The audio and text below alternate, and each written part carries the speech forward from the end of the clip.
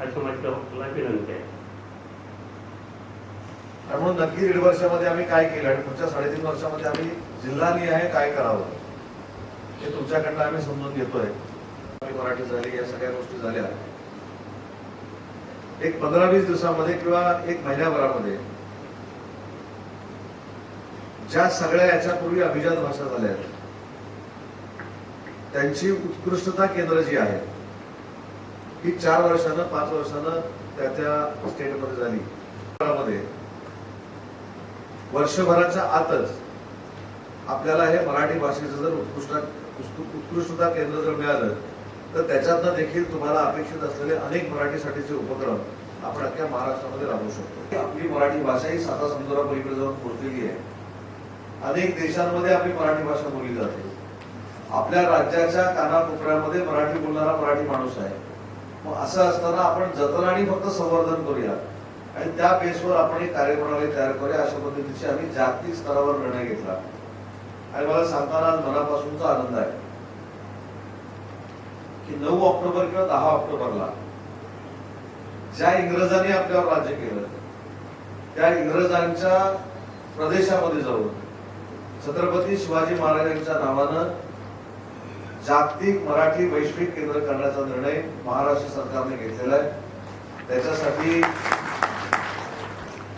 ज्या निधीची आवश्यकता होती ती देखील आम्ही परिपूर्ण केलेली आहे. तो देखील निधी आम्ही वर्ग केलेला आहे.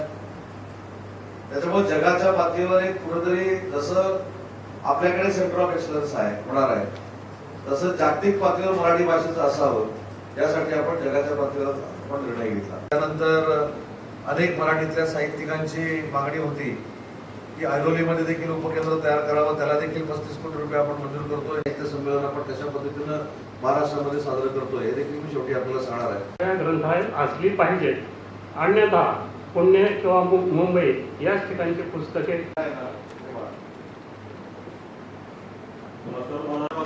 हे पुरस्कार नंतर लाखाचे करण्यात आले. ही स्वागतार्ह गोष्ट आहे, नोंद करतो. दुसरी सूचना मला अशी करायची सर की लेखकांना जेव्हा मंत्री महोदयांना एक विनंती आहे त्या नांदी संमेलनाच्या संदर्भात पूर्ण अधिकार महामंडळाकडे असावे. धन्यवाद.